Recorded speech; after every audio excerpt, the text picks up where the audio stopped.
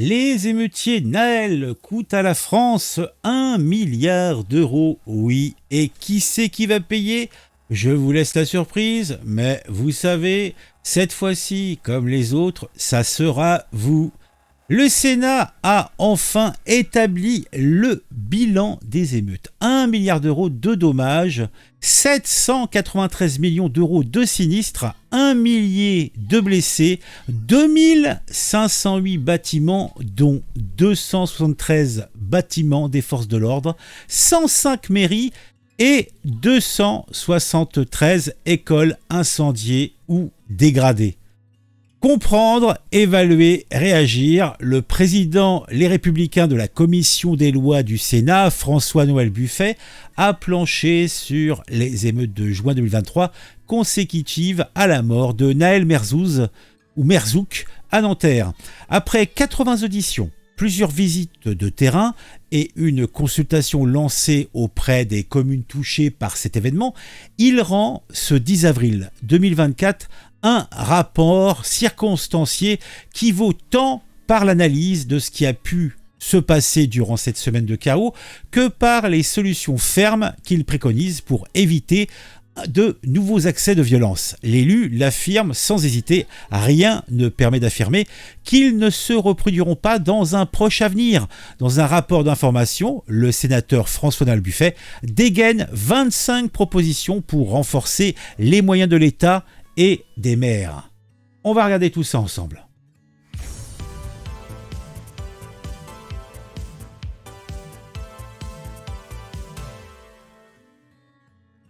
Alors déjà, quelques chiffres, ça me semble être intéressant. 2 décès directement liés aux émeutes, l'un à Cayenne, l'autre à Marseille. Mais aussi plus d'1 millier de personnes blessées, y compris légers. Notamment 782 agents des forces de l'ordre, 674 policiers et 108 gendarmes, ainsi que 3 sapeurs-pompiers. Enfin, au moins une quarantaine de blessés graves ont été répertoriés parmi les émeutiers ou la population générale. La mission sénatoriale l'écrit, l'estimation des dommages atteint le chiffre colossal et en nette hausse par rapport à 2005 d'1 milliard d'euros.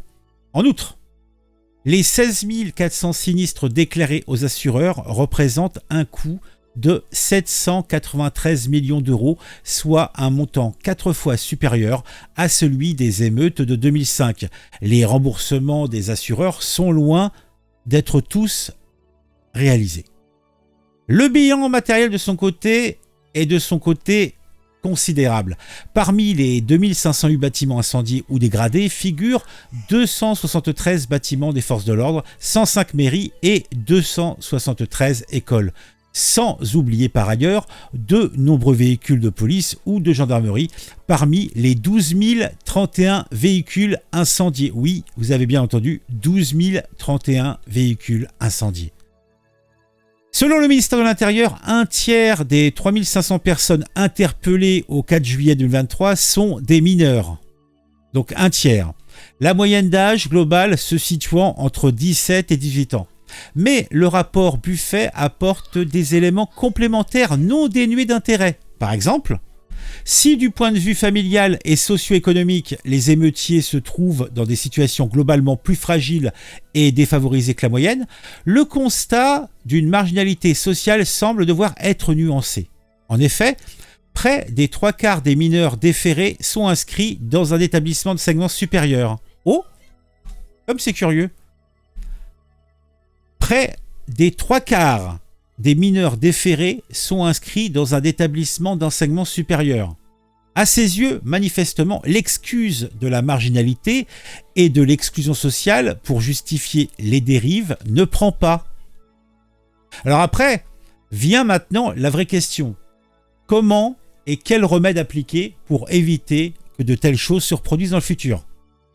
Cela passe d'abord par la construction d'un schéma national dédié à une nouvelle doctrine d'emploi qui permette le décloisonnement et dézonage de l'emploi des forces de sécurité, une meilleure formation au tir et à l'usage des armes dans un contexte d'émeute, davantage de stocks de munitions et donc une rénovation de leur chaîne de production pour éviter la pénurie en pleine crise.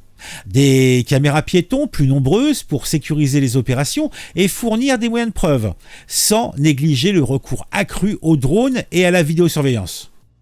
Autre préconisation, mieux protéger les armureries et les bâtiments des forces de l'ordre. Et puis, expérimenter l'équipement et l'utilisation des matériels de marquage codés en cas d'émeute. Bref, l'aspersion de produits qui identifie la présence d'une personne en un lieu et à un moment donné. Hein, pour résumer, tu te balades, tu es dans une manifestation, tu te fais pas seulement gazer, tu te fais recouvrir d'un produit de peinture spécifique ou même d'un isotope quelconque qui permet de t'identifier, ou même ne serait-ce qu'un truc odorant. Hein, après, les clébards n'ont plus qu'à te trouver. Et puis, expérimenter l'équipement et l'utilisation des matériels de marquage, ça je vous l'ai dit. Bref, l'aspersion de produits qui identifient la présence d'une personne en un lieu à un moment donné, au moyen d'un canon à eau par exemple. Une solution déjà évoquée sous Castaner en 2019 lors des Gilets jaunes.